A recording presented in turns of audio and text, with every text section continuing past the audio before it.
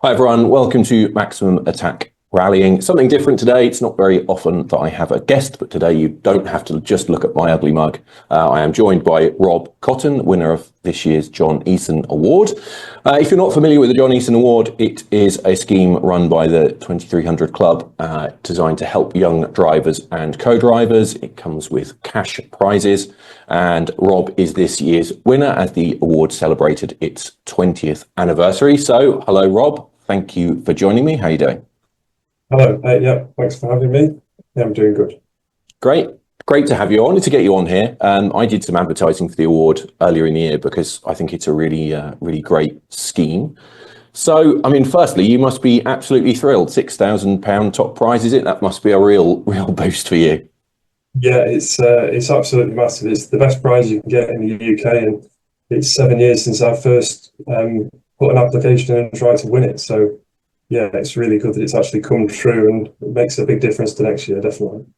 Yeah. And so how, I mean, you've obviously been trying to win this one for a while. How important do you think schemes like this are for young drivers? Well, I know how much of a difference it makes to me, and it takes a huge chunk out of the budget for next year straight away that I don't have to go and work to get, or go to sponsors to get. So it takes the pressure off quite a bit in that regard. I mean, you've just got to look at who's won the award before and what they've gone on to achieve to really see how it can, positively affect a young driver or co-driver's journey. So yeah, I'm hoping to, try and achieve at least some of the success that some of the previous winners have, because they've gone on to, there's European champions and British champions that have won the award before. Yeah, it is. I was just thinking, as you said, that I should have pulled up the list. Maybe I'll put the list on the screen, but there are some big names on there. I think Chris Ingram has won it before. Is that right? Ocean Price maybe as well. There's some big names on there, isn't there? So you're in good company.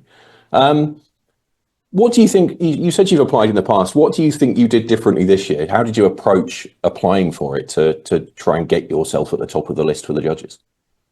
Well, each year I've applied my application. So I've applied 3 times in those 7 years. So each application was after a season, a full season of rallying that I've done. The first 2 applications were after the Junior 1000 series. My application gets better each year. Every time you write an application, you know what you can do better next time. And since this last application, I did an engineering degree, so I've had a bit more practice at writing formal things and just formatting things and making it look professional and high quality. And as well as that, the season of rallying I've had this year, I think, has been more impressive than the ones previously. So that goes a long way towards the award as well. And I think it's the combination of those factors and having a good plan for what I want to do next year, and having a realistic idea where the budget will go and how much budget I need. It shows that you're pretty serious and you're realistic. Yeah. So did you? I mean, obviously you've done a few seasons now. So I think you did 2 seasons in junior, didn't you? And then this was your first full year in the Subaru. Had you approached sponsors very much before doing this? Is that something that you've kind of been aware of since you started? Is trying to work with sponsors and sell yourself, for want of a better expression? Yeah, that's an area that I definitely need to work hard on over the winter, going into next year. It's a bit of a chicken and egg scenario with me. So at the start of this year, when I got my car, I didn't really feel like I could go to sponsors, having not done a stage rally for a number of years. You almost need the results before you can go to apply to sponsors to try and get something out of them. But I didn't have the results at the start of this year. So I sort of needed to do this year, get a good season under my belt with some good results, and then use that to sort of springboard into next year and get some new sponsors off the back of that. So that's the main job over the winter, really. Yeah.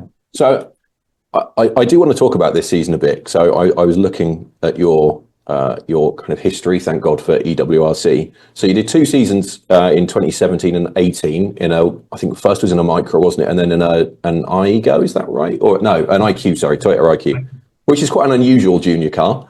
Yeah.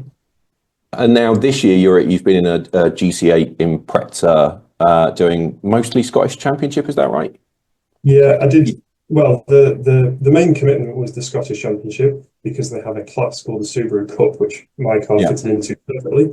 whereas you'd be very uncompetitive in a lot of the normal classes if it wasn't for that Subaru Cup. But as well as that, I did Northwest Stages because it's my local rally. I grew up on one of the stages, so I know it really well, and yeah, I couldn't miss that. So I did that. How was that? Because you hadn't done anything for a couple of years. How was doing that event? So going from junior rallies in a 1 litre car to a closed road rally in an Impreza, that's a big jump. How was that? Yeah. Well, there's a few things I was doing in those years in between that aren't on EWRC. So I did a few Targa rallies, road rallies, auto tests, and those Targas and one or two of the auto tests were in Subarus actually that my dad had. So although those cars were non-turbo and making half the power that my car makes, it gives you a good idea of what the car is capable of, how it handles and how it behaves and how it reacts to your inputs, being in four-wheel drive, even though it's got less power. So I had a pretty good feeling on driving the car. And yeah, those stages I know very well. The roads, some of them that I drive every day. So yeah, there was no pressure with that really. I was just looking to enjoy myself. And my dad was doing it as well in his Impreza, which is very similar. So there was a lot of rivalry between us. I was going to say there must have been a bit of competitiveness there, surely. Yeah. I think when I said to my dad before the rally where I think I could come where I wanted to come, he almost laughed me out of the workshop. He didn't believe me, but by the end of it, before the rally, I said I wanted to be in the top 30, which is quite a bold claim. But I was 32nd in the end. And we only got to do half of the stages. So I think if we did the whole rally, maybe we could have been in the top 30. But I think the thing that I was most impressed with was my dad would have been 34th overall. He was less than 2 seconds behind me. But unfortunately, he went OTL on the last road section. So he didn't actually finish. But bragging rights were mine. And crucially, the stage past our house, I was faster than him. So oh, that's what matters, isn't it? So I was going to ask you how you got into rallying, but I guess your dad was probably quite a big influence. Yeah, my dad competed quite a lot. He started out in road rallies in the 80s, and then in the 90s did a lot more stage rallying. Did the British Championship and won his Group N class in front-wheel drive cars by that period, but he drove Escorts before that and Larders and a few things, but not actually driven a Subaru very much himself, actually. So he was always into motorsport, and the family businesses, we're a Subaru specialist, and we do motorsport preparation alongside that. So, a good mix of motorsport and road car work. So I was going on events running customer cars when I was younger, and just, I'd always been involved with it, and it wasn't something that, one day I decided I wanted to have a go at. I can't remember ever not wanting to have a go at it. You know what I mean? It's just what I've been brought up around. But when I got my first taste of competition was when I was 9 or 10 years old. I did some quad bike racing as well as my little sister. So me and her both went, and that was where I cut my teeth in motorsport. Do you remember the first rally you went to? Was it one that your dad was competing in, or did he take you to watch one first? First rally I went to, well, there's a picture of me sat on his shoulders in a snowy, maybe Grisdale or something, but probably the Grisdale or Northwest stages in its old format. We used to sponsor a stage there and run customer cars there quite a lot. So, as a very young child, maybe even a toddler, going to those rallies. So some of those rallies are before my conscious memory, but I was there, I'm sure. Yeah, so definitely in the blood then. So how do you feel this year's gone? Obviously, you said you mainly been concentrating on the Scottish Championship. You had class wins at the last 2 rounds you did, Grampian and Snowman, is that right? So it definitely looks like you've been heading in the right direction performance-wise. It's we're in a bit of a funny situation because there's 2 classes that we're in. We're in the championship class is M6, and then there's all the Subaru Cup so that we're in 2 classes effectively. The Subaru Cup we won 5 times out of 5, and M6 we won 4 out of 5 times. So that was pretty good, really, more than we expected. That's a pretty good first year, isn't it? Pretty good first year in that car. At the start of the season, go on, please. Well, the target was the Subaru Cup, and I wanted to win it. I didn't know if that was possible, but you always want to win. And as we did the first couple of rounds, I started to realise that we could win it, but also winning M6 was in reach as well. So then the focus sort of shifted to that, because the Subaru Cup, on the first round of the championship, the space side, which I didn't actually do because I did Northwest Stages instead, there was 10 Subarus. And then on the following round, the Jim Clark Reavers that ran, there was only 3 of us. So my focus shifted to M6 when I saw that M6 actually had a bit hotter competition, and maybe there was a bit more that. But there was prize money from winning the Subaru Cup per round, so you needed to win that to get the money. But also, I thought there was more kudos to winning M6, so we was just sort of trying to win both. But however you plan the rally, the outcome normally is drive as fast as possible. It doesn't really make a difference. But yeah, because I guess if you're in the mix for the M6 class win, you're probably in the mix for the Impreza Cup win anyway, aren't you? So yeah. I guess it sort of makes sense in a way. So where did you end up in both classes in the end at the end of the year? We won both of them. So we won maximum points in the Subaru Cup, and then in M6 the point system is slightly different. So there's bonus points per round. So I needed to beat the second place person by, I can't remember how many points now, but we needed to beat him by however many points to only do 5 rallies and not have to do the 6th one and still win it. And I was pretty happy my maths was correct. And after he did the rally, he won the class, he got his bonus points, and I had a look afterwards and we beat him by 1 point. So yeah, we did 5 rallies, he did 6, and we won. So just what we needed. Okay, well that's an impressive start, isn't it, for your 4-wheel drive career? I'm interested in the Subaru Cup just a little bit. So what kind of spec are the cars for that? Obviously, you're a Subaru specialist, so I guess you. Yeah, I'll try not to bore you to death at this point, but sorry, you can bore me to death. I love it. Well, the way that I found out about it is I had already bought my car. I'd had it. Well, I managed to buy it just in my final year of university, and then it was sat there, and obviously I couldn't use it till I finished uni, and I was looking at what championships I could do. And then I saw in the SRC that they had the Subaru Cup, and the spec of it was pretty much exactly the spec that my car already was. So it was an absolute no-brainer. I already had the car. It was always going to be a Subaru, and that fits in their class. So their structure for the Subaru Cup is pump fuel, so standard fuel, which limits cost quite a lot. Standard turbo, standard brakes, and synchro gearbox. So there's 4 points there. They keep a pretty, cost-effective lid on it. You've got a gearbox that might be a couple of £1,000 in the Subarus, whereas a sequential might be more like 10. And your fuel bill's a third that it would be on race fuel. Your turbos are £400 rather than thousands of pounds. It really keeps a lid on it, and that's fantastic. And the best thing about the Subarus is, the standard brakes are up to the job, the gearbox is up to the job. All those parts are just adequate. That's how they run in Group N, let's not forget, not too long ago. So yeah, it was brilliant. So absolute no-brainer. If I went and did another championship and I was in B13, I'd have been nowhere compared to, a full spec Evo with a sequential. I'd have been, nowhere. So it's really, really got to commend the SRC for running that class. It's just brilliant. And there's been, I think there's maybe more than 10 people have scored points in it over the course of the year. But because it's quite a clubby class, there's quite a few people that do 2 or 3 rounds that haven't done the full championship. So it maybe wasn't quite as competitive as I wanted it to be at the start of the year, but we've got maximum points, so you've got to get as much as you can given the circumstances. Yeah, for sure. And I think in a way, I think if you have people only doing the odd round, it probably shows that it's quite a nice entry point, doesn't it? Because it shows that it's affordable. Whereas, like you say, once you get into B13 cars, you're talking a lot of money, aren't you? So I think that has made 4-wheel drive quite expensive for some people. So in your car, are you using a 5-speed gearbox, or do a lot of people on the 6-speed from the kind of new age cars? Yeah, mine's the 6. You're allowed to use the 6-speed. They're just a lot more reliable, very, very reliable. Not had a problem with mine all year.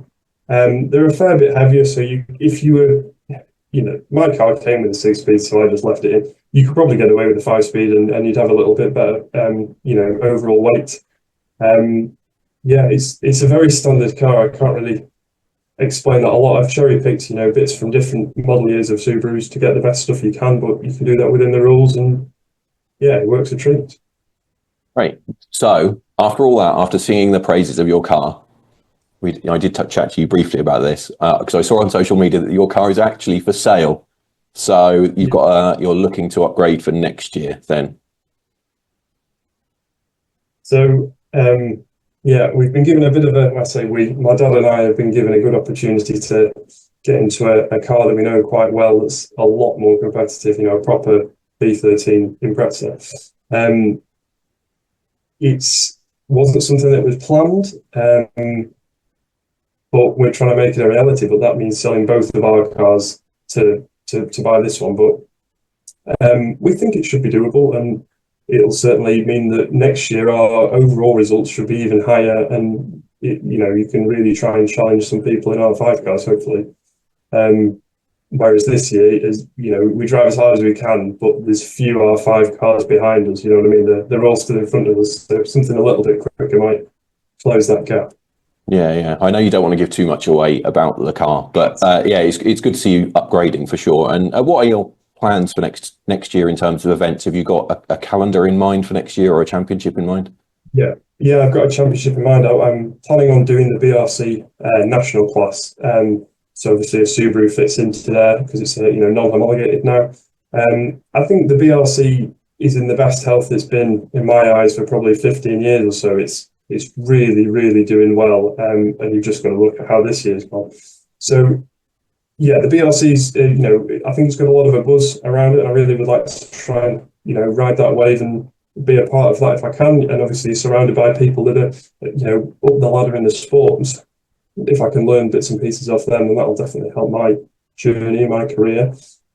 Also, the calendar looks really good. And for me, crucially, I want to do, or need to do, a mixed surface championship. And that leaves you with a Scottish championship and a British championship. And I've just done one, so time for the other. Yeah. And I think it's like I said, it's nice to see you progressing. And I guess without the getting back to the award, without that prize fund, that would have been much more difficult making that jump. Absolutely, it wouldn't have been possible. So in my application for the award, I said we would be doing the Scottish Championship again. Unless we won the award, that would give us a bit of extra budget to do the British Championship. So that is how we've been able to make that step up. And without the award, I'd be going back to the Scottish Championship trying to win the same classes again. So yeah, that's it's very good. I feel very grateful that I've had that opportunity, and I'm going to be able to do that next year. So looking ahead, I know this is very difficult to answer, isn't it? But do you think that that's the direction you want to go? Do you see if you can keep on this path that, maybe move up to, the main field rather than the national field in the BRC? Is that something that you'd like to target for the future? It would, yeah. It's hard to look more than a year into the future, but I do think about it from time to time. The Junior British Championship looks really good, and there's some. Well, even in my very clubby Impreza, we've actually had some good battles with some of those lads this year, and some of those drivers I know from the Junior Championship. And I do compare myself to those guys, and I would really like to see how I could put it amongst them. But the cost of those cars is pretty prohibitive in my mind. A new Peugeot 208 is probably double the money that these Imprezas are, and ultimately slower. So that's quite a difficult thing to plan and justify. But it's hard to say. But yeah, I've absolutely always got my eye on that, and that's always been a breeding ground for the next generation of drivers. So that would be a nice thing to do at some point. But I've got very limited front wheel drive experience, so that would be quite a learning curve. But also the Scottish Championship has a lot going for it in terms of the M7 that we'd be in this new car, taking the fight there and seeing how we could do there. So, but that's quite stiff competition there. I don't know how we do there, but because the Scottish Championship doesn't have to be homologated, you could really try your hand at the overall Scottish Championship in a car that sort of fits in with our business more than Peugeot 208 would. So there's lots to think about. Maybe see how next year goes, how I find the car, and what I think of it, and what I want to do next. Yeah, absolutely. And I think you said that the British Championship is in good health right now, and I think that sort of leads me on to something else I wanted to chat to you, sort of moving away from your personal journey, I guess, to rallying more generally. I mean, obviously I'm a lot older than you, more than I care to think about. But you know, and there are a lot of very vocal older people in the rally world. But you know, as someone in your 20s, how do you see rallying right now? You know, how do you see the scene and the opportunities? And you know, do you think rallying's in a good place right now, or do you think there's areas that you'd like to see, you know, improving? Definitely, I think this, 2024 specifically, you just got to look at the BRC. You know, it's got 3 drivers in there that have done a season in the WRC that are going against each other. So that is really good to see. But also, like even the historic championship's doing really well. The looming shadow of what the Group A cars and up to 1999 being allowed into historics, the way that's going to shake things up, all for the better in my opinion. The idea of having an F2 car or a Group A car, in those more modern Group A cars, I mean, that would be really spectacular. So that's all in good health. I think it's just really, really definitely in good health now, better than it has been for quite some time. I think the closed roads, more closed road rallies popping up, that all helps. And I think it's in a very good place, and I hope it continues. What do you think about the WRC? Are you a WRC follower, or do you not follow it too closely? I am. I don't follow it that closely, but I do keep my eye on it. That's also in a pretty good way, and it's nice to see Neville winning the championship and shaking things up a bit there. And it's exciting to see Josh McAleen being announced for next year for M Sport, and I think there's change on the way, isn't there? But also doing quite well. Okay, so just you touched on the historic thing. I think that's an interesting subject, I guess, for you guys as well. Subaru's your business. Have you had discussions? Have you had people approaching you and talking to you about building them cars? Obviously, the Impreza is still a popular car, isn't it? On club events, there's a lot of B13 cars that have been built out of Group N cars and stuff out there. So, has anyone, have you had conversations with people about building historic cars? Lots of maybe pub talk, nothing definite. I think there's a lot of interest and enthusiasm, but until the rules really get nailed down, I think there's so much uncertainty. Nobody's really making any plans around it, I don't think. But I've certainly thought about it. Before the award and the prospect of next year. Now, we were thinking, is it best to even go down a historic route with my car? Because it would only be a Group N car, not a Group A, because Group A cars are a fortune. But the idea of being at the sharp end of a rally, ultimately you're fighting for a rally win, not just a class win, does sound very appealing. But equally, these escorts are so good. It doesn't matter the surface.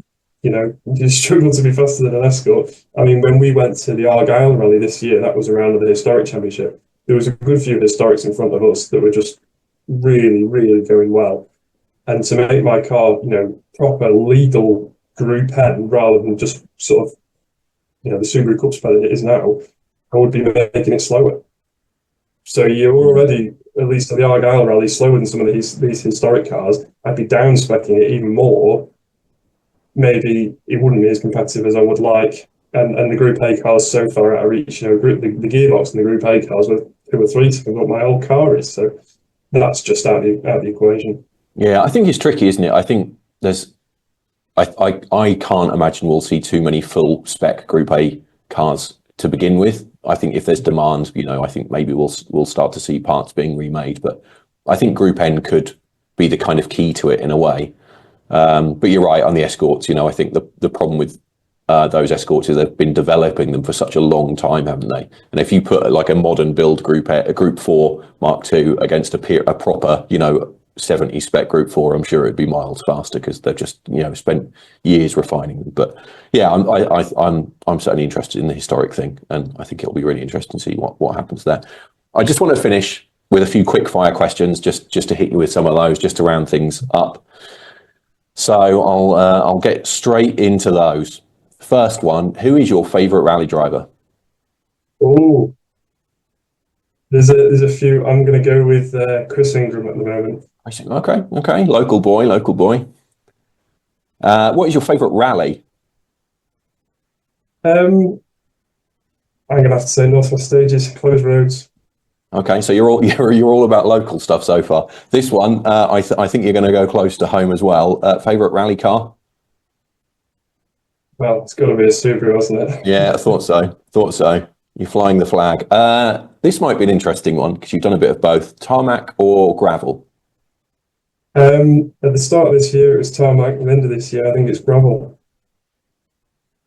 Okay, but you obviously like both because you're looking to do mixed surface. So, okay. Last rally question: if you had to pick one car and one stage, what would it be? Or, I don't know, maybe an F2 car and something like Monte Carlo. I think. Oh, right. Really Which F2 car? I'm going to make you pin it down to one F2 car. Okay, the 306. Okay, well, that's my second favourite F2 car, so I'll give you that. And this is a little bit of a left field one because I asked someone else that I interviewed this question. What is your perfect 3-car garage? And there are no rules. It can be anything. You can be as impractical as you like. Where do we even start? I think you've got to have something sensible. Probably a diesel estate, maybe a diesel 3 Series, which I've got one, and they're good cars. Maybe a 22B, sit nice next to it quite nicely, and probably an S11 WRC car. Oh, nice. See, you're dedicated to the Subaru brand. I like it. I like it. Okay, that is it. Thank you very much, Rob. I really appreciate your time. It's great to talk to you. As always, to everyone, thanks for watching. Do catch me over on socials and make sure you like, comment and subscribe. Thank you as always for watching, and I will see you again next time.